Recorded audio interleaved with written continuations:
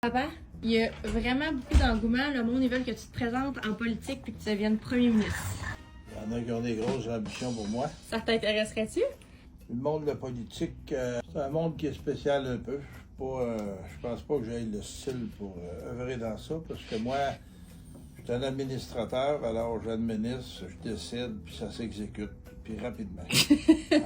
Alors, c'est pas bien comme ça que ça se passe en politique, hein?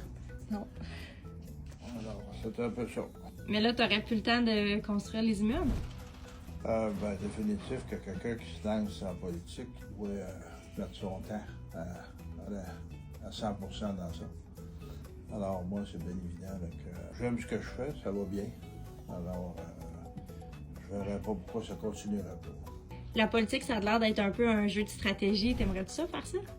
Je vois pas ce qu'est la stratégie. La seule stratégie qu'ils ont, c'est qu'ils n'écoutent pas le peuple, puis qu'ils écoutent un agenda qui vient de je sais pas où, puis qui passent le temps à vouloir gaver le peuple comme des oies. Alors, ils ont oublié qu'ils ont été élus par le peuple et pour le peuple. Alors, il faudrait peut-être qu'ils se rappellent de ça. Peut-être qu'il y a des politiciens qui arrêteraient de vouloir nous enlever nos foyers. Hein? Qu'en pensez-vous? Est-ce qu'on devrait enlever nos foyers ou les garder? Ça, c'est des gros dossiers en politique. Oui, c'est des gros dossiers, mais c'est des dossiers qui n'ont pas de bon sens. Puis papa, dernière question pour toi. Qu'est-ce que tu penses de l'administration des finances publiques avec un déficit de 64 milliards la dernière année? Au fédéral. Fédéral. Oui.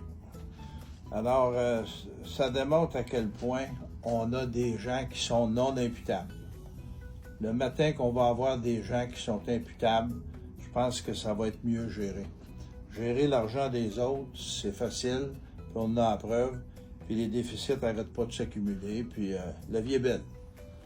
On ne peut pas vivre à crédit longtemps.